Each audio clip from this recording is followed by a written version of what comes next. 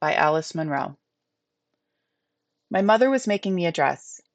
All through the month of November, I would come from school and find her in the kitchen, surrounded by cut-up red velvet and scraps of tissue paper pattern. She worked at an old treadle machine, pushed up against the window to get the light, and also to let her look out, past the stubble fields and bare vegetable garden, to see who went by on the road. There was seldom anybody to see. The red velvet material was hard to work with. It pulled, and the style my mother had chosen was not easy either. She was not really a good sewer. She liked to make things. That is different. Whenever she could, she tried to skip basting and pressing, and she took no pride in the fine points of tailoring, the finishing of buttonholes, and the overcasting of seams, as, for instance, my aunt and my grandmother did. Unlike them, she started off with an inspiration, a brave and dazzling idea. From that moment on, her pleasure ran downhill. In the first place, she could never find a pattern to suit her. It was no wonder. There were no patterns made to match the ideas that blossomed in her head. She had made me at various times when I was younger a flowered organdy dress with a high Victorian neckline edged in scratchy lace, with a poke bonnet to match, a Scottish plaid outfit with a velvet jacket and tam, an embroidered peasant blouse worn with a full red skirt and black laced bodice. I had worn these clothes with docility, even pleasure, in the days when I was unaware of the world's opinion. Now, grown wiser, I wished for dresses like those my friend Lonnie had, bought at Beale's store. I had to try it on. Sometimes Lonnie came home from school with me, and she would sit on the couch watching. I was embarrassed by the way my mother crept around me, her knees creaking, her breath coming heavily. She muttered to herself. Around the house, she wore no corset or stockings. She wore wedge-heeled shoes and ankle socks. Her legs were marked with lumps of blue-green veins. I thought her squatting position shameless, even obscene. I tried to keep talking to Lonnie so that her attention would be taken away from my mother as much as possible. Lonnie wore the composed, polite, appreciative expression that was her disguise in the presence of grown-ups. She laughed at them and was a ferocious mimic, and they never knew. My mother pulled me about and pricked me with pins. She made me turn around. She made me walk away. She made me stand still. "What do you think of it, Lonnie?" she said around the pins in her mouth. "It's beautiful," said Lonnie in her mild, sincere way. Lonnie's own mother was dead.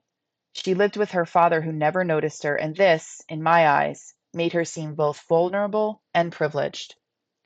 "It will be, if I can ever manage the fit," my mother said. "Ah, well," she said theatrically, getting to her feet with a woeful creaking and sighing.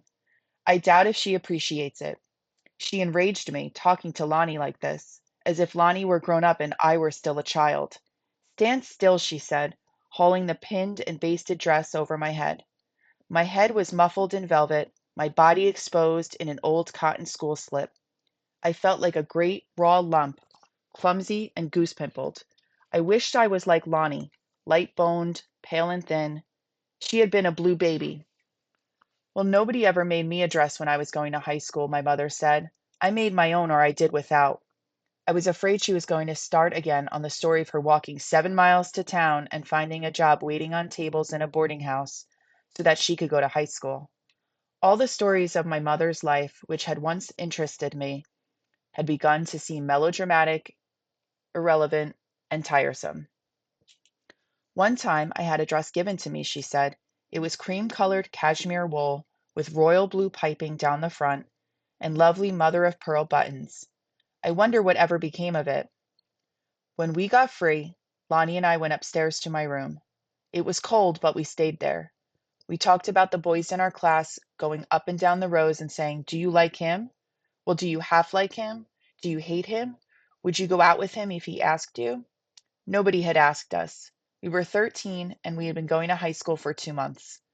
We did questionnaires in magazines to find out whether we had personality and whether we would be popular. We read articles on how to make up our faces to accentuate our good points, and how to carry on a conversation on the first date, and what to do when a boy tried to go too far. Also, we read articles on frigidity of the menopause, abortion, and why husbands seek satisfaction away from home. When we were not doing schoolwork, we were occupied most of the time with a garnering, passing on, and discussing of sexual information. We had made a pact to tell each other everything, but one thing I did not tell was about this dance, the high school Christmas dance for which my mother was making me a dress. It was that I did not want to go.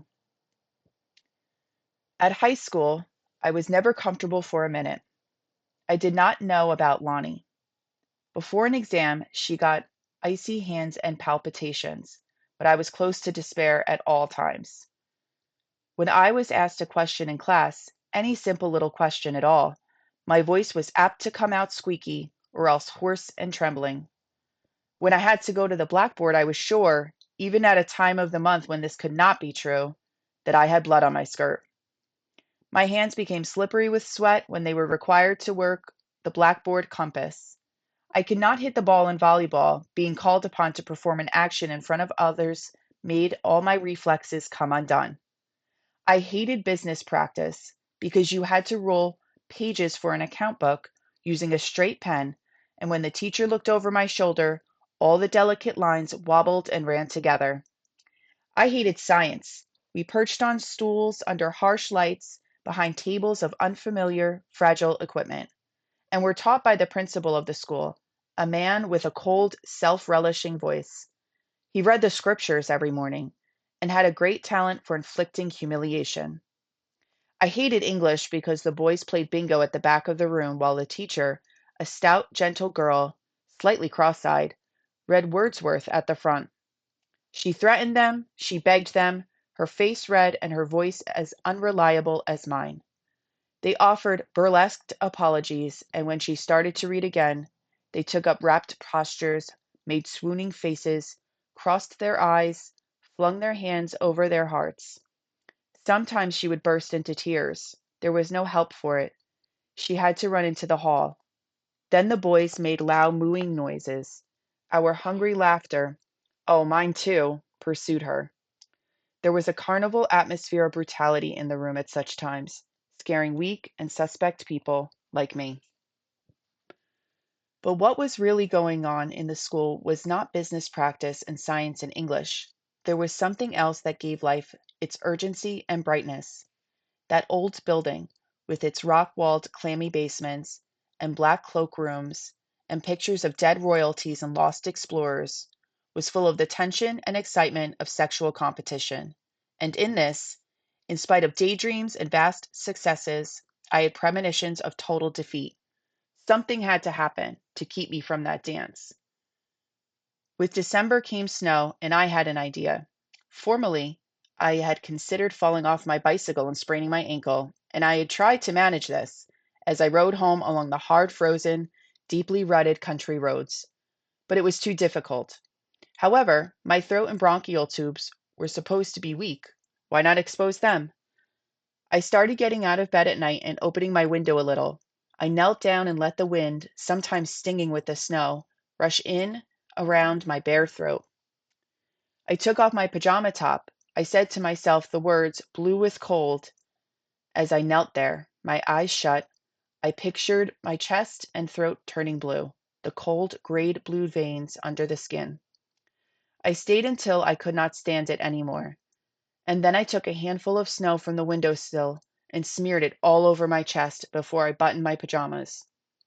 It would melt against the flannelette, and I would be sleeping in wet clothes, which was supposed to be the worst thing of all. In the morning, the moment I woke up, I cleared my throat, testing for soreness, coughed experimentally, hopefully touched my forehead to see if I had a fever. It was no good. Every morning, including the day of the dance, I rose defeated and in perfect health. The day of the dance, I did my hair up in steel curlers. I had never done this before because my hair was naturally curly, but today I wanted the protection of all possible female rituals. I lay on the couch in the kitchen, reading The Last Days of Pompeii and wishing I was there. My mother, never satisfied, was sewing a white lace collar on the dress. She had decided it was too grown-up looking. I watched the hours. It was one of the shortest days of the year. Above the couch, On the wallpaper were old games of X's and O's, old drawings and scribblings my brother and I had done when we were sick with bronchitis. I looked at them and longed to be back safe behind the boundaries of childhood. When I took out the curlers of my hair, both naturally and artificially stimulated, sprang out in an exuberant glossy bush. I wet it, I combed it, beat it with the brush, and tugged it down along my cheeks. I applied face powder, which stood out chalkily on my hot face. My mother got out her Ashes of Roses cologne, which she never used, and let me splash it over my arms. Then she zipped up the dress and turned me around to the mirror. The dress was princess style, very tight in the midriff. I saw how my breasts, in the new stiff brassiere, jutted out surprisingly with mature authority under the childish frills of the collar. Well, I wish I could take a picture, my mother said. I am really genuinely proud of that fit. And you might say, thank you for it. Thank you, I said. The first thing Lonnie said when I opened the door to her was, Jesus, what did you do to your hair? I did it up. You look like a Zulu. Oh, don't worry. Get me a comb and I'll do the front in a roll. It'll look all right. It'll even make you look older. I sat in front of the mirror and Lonnie stood behind me fixing my hair. My mother seemed unable to leave us. I wish she would. She watched the roll take shape and said, You're a wonder, Lonnie. You should take up hairdressing. That's a thought, Lonnie said. She had on a pale blue crepe dress with a peplum and bow. It was much more grown up than mine, even without the collar. Her hair had come out as sleek as the girls on the bobby pin card. I had always thought secretly that Lonnie could not be pretty because she had crooked teeth, but now I saw that crooked teeth or not, her stylish dress and smooth hair made me look a little like a gollywog stuffed into a red velvet, wide-eyed, wild-haired, with a suggestion of delirium. My mother followed us to the door and called out into the dark, Au revoir. This was a traditional farewell of Lonnie's and mine. It sounded foolish and desolate coming from her, and I was so angry with her for using it that I did not reply. It was only Lonnie who called back cheerfully and encouragingly, Good night. The gymnasium smelled of pine and cedar. Red and green bells of fluted paper hung from the basketball hoops. The high-barred windows were hidden by green bows. Everybody in the upper grades seemed to have come in couples. Some of the grade 12 and 13 girls had brought boyfriends who had already graduated, who were young businessmen around the town. These young men smoked in the gymnasium. Nobody could stop them. They were free. The girls stood beside them, resting their hands casually on male sleeves, their faces bored, aloof, and beautiful. I longed to be like that. They behaved as if only they, the older ones, were really at the dance, as if the rest of us, whom they moved among and peered around, were, if not invisible, inanimate. When the first dance was announced, a Paul Jones, they moved out languidly, smiling at each other as if they had been asked to take part in some half-forgotten childish game. Holding hands and shivering, crowding up together, Lonnie and I and the other grade 9 girls followed. I didn't dare look at the outer circle as it passed me, for fear I should see some unmannerly hurrying up. When the music stopped, I stayed where I was, and half raising my eyes, I saw a boy named Mason Williams coming reluctantly towards me. Barely touching my waist and my fingers, he began to dance with me. My legs were hollow, my arm trembled from the shoulder. I could not have spoken. This Mason Williams was one of the heroes of the school. He played basketball and hockey and walked the halls with an air of royal sullenness and barbaric contempt. To have to dance with a nonentity like me was as offensive to him as having to memorize Shakespeare. I felt this as keenly as he did, and imagined that he was exchanging looks of dismay with his friends. He steered me stumbling to the edge of the floor. He took his hand from my waist and dropped my arm. See you, he said. He walked away. It took me a minute or two to realize what had happened and that he was not coming back. I went and stood by the wall alone.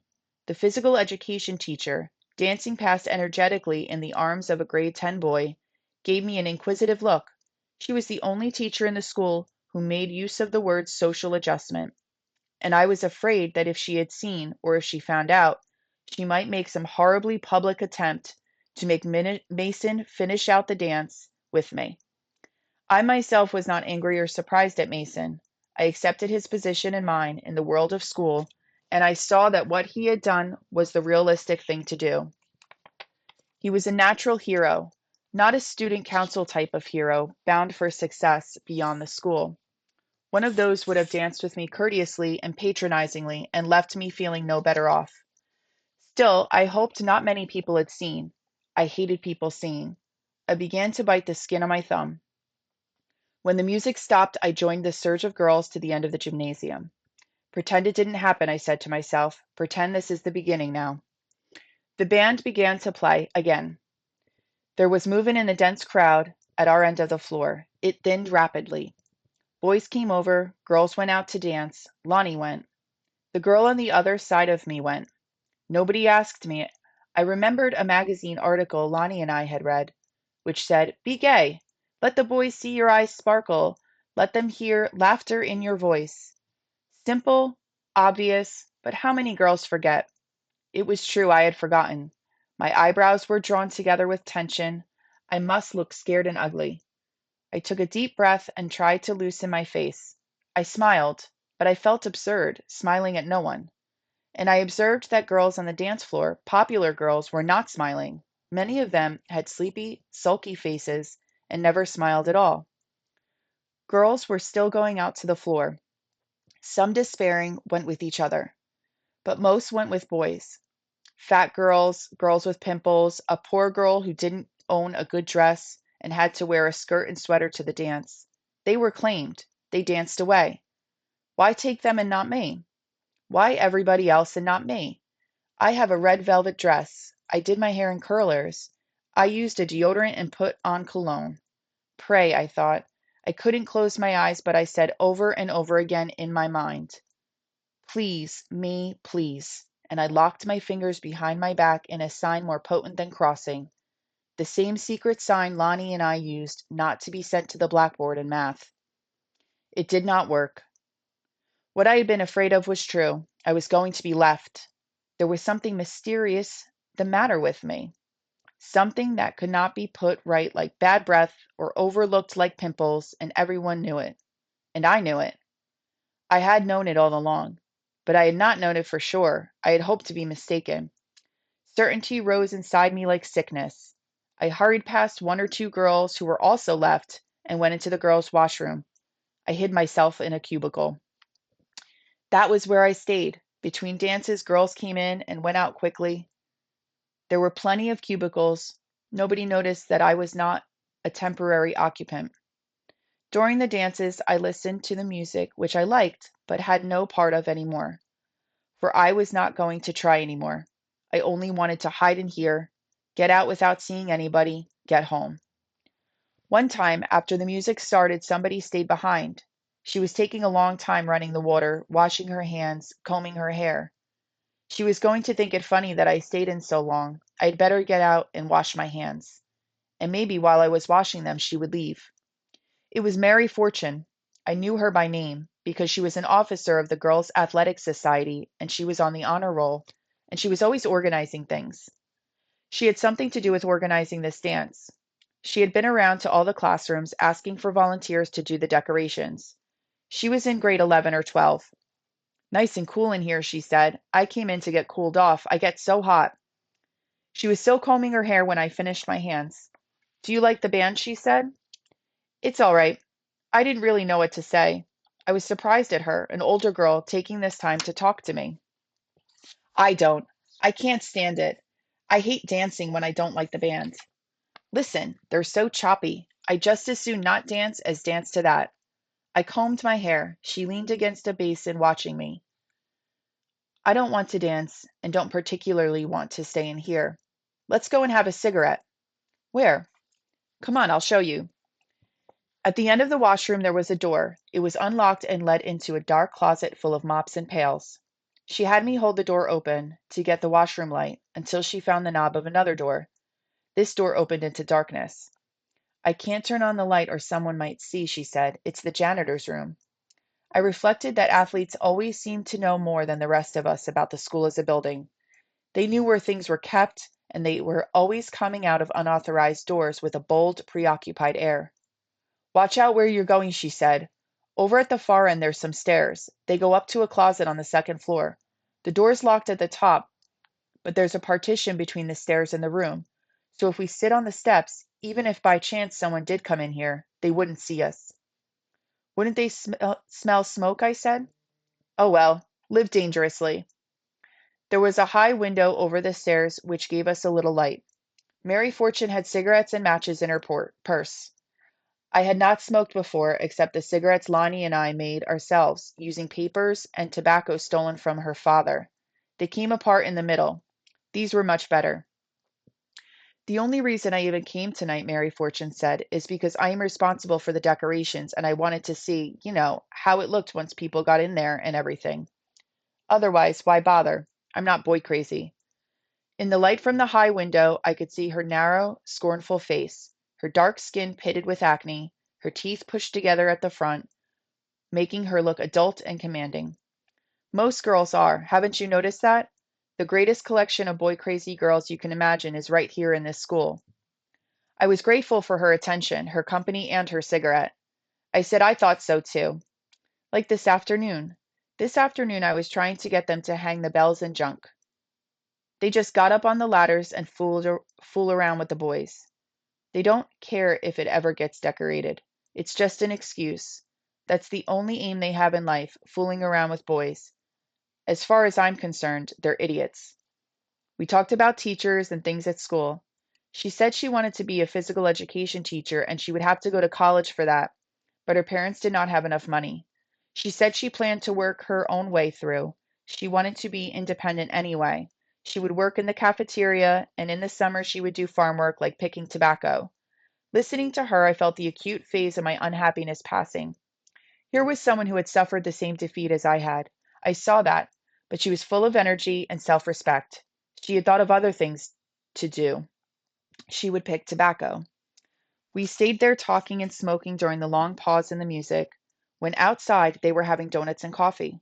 When the music started again, Mary said, "Look, do we have to hang around here any longer? Let's get our coats and go. We can go down to Lee's and have a hot chocolate and talk in comfort. Why not?" We felt our way across the janitor's room, carrying ashes and cigarette butts in our hands. In the closet, we stopped and listened to make sure there was nobody in the washroom. We came back into the light and threw the ashes into the toilet. We had to go outside and cut across the dance floor to the cloakroom, which was beside the outside door. A dance was just beginning. "Go around the edge of the floor," Mary said. "Nobody'll notice us." I followed her. I didn't look at anybody. I didn't look for Lonnie. Lonnie was probably not going to be my friend anymore. Not as much as before, anyway. She was what Mary would call boy crazy. I found that I was not so frightened, now that I had made up my mind to leave the dance behind. I was not waiting for anybody to choose me. I had my own plans. I did not have to smile or make signs for luck. It did not matter to me. I was on my way to have a hot chocolate with my friend. A boy said something to me. He was in my way. I thought he must be telling me that I had dropped something, or that I couldn't go that way, or the cloakroom was locked. I didn't understand that he was asking me to dance until he said it over again. It was Raymond Bolting from our class, whom I never talked to in my life. He thought I meant yes. He put his hands on my waist, and almost without meaning to, I began to dance. We moved to the middle of the floor. I was dancing. My legs had forgotten to tremble and my hands to sweat. I was dancing with a boy who had asked me. Nobody told him to. He didn't have to. He just asked me. Was it possible? Could I believe it? Was there nothing the matter with me after all? I thought that I ought to tell him there was a mistake, that I was just leaving. I was going to have a hot chocolate with my girlfriend. But I did not say anything. My face was making certain delicate adjustments, achieving with no effort at all the grave, absent-minded look of those who were chosen, those who danced. This was the face that Mary Fortune saw when she looked out of the cloakroom door, her scarf already around her head. I made a weak waving motion with the hand that lay on the boy's shoulder, indicating that I apologized that I didn't know what had happened, and also that it was no use waiting for me. Then I turned my head away, and when I looked again, she was gone. Raymond Bolting took me home, and Harold Simons took Lonnie home. We all walked together as far as Lonnie's corner. The boys were having an argument about a hockey game, which Lonnie and I could not follow. Then we separated into couples, and Raymond continued with me the conversation he had been having with Harold. He did not seem to notice that he was now talking to me instead. Once or twice I said, "Well, I don't know. I didn't see that game." But after a while, I just decided to say, "Mm-hmm." And that seemed to be all that was necessary. One other thing he said was, "I didn't realize you lived such a long ways out," and he sniffled. The cold was making my nose run a little too. I worked my fingers through the candy wrappers in my coat until I found a shabby Kleenex. I didn't know whether I ought to offer it to him or not, but he sniffled so loudly that I finally said, "I just had this one Kleenex. It probably isn't even clean. It probably has ink on it. But if I was to tear it in half, we'd each have something." "Thanks," he said. "I sure could use it." It was a good thing, I thought, that I had done that, for at my gate, when I said, "Well, good night," and after he said, "Oh, yeah, good night," he leaned towards me and kissed me, briefly, with the air of one who knew his job when he saw it, on the corner of my mouth. Then he turned back to town, never knowing he had been my rescuer, that he had brought me from Mary Fortune's territory into the ordinary world. I went around the house to the back door thinking, I have been to a dance and a boy has walked me home and kissed me. It was all true. My life was possible. I went past the kitchen window and I saw my mother. She was sitting with her feet on the open oven door, drinking tea out of a cup without a saucer. She was just sitting and waiting for me to come home and tell her everything that had happened. And I would not do it. I never would. But when I saw the waiting kitchen and my mother in her faded, fuzzy paisley kimono, with her sleepy but doggedly expectant face, I understood what a mysterious and oppressive obligation I had to be happy and how I had almost failed it, and would be likely to fail it every time, and she would not know.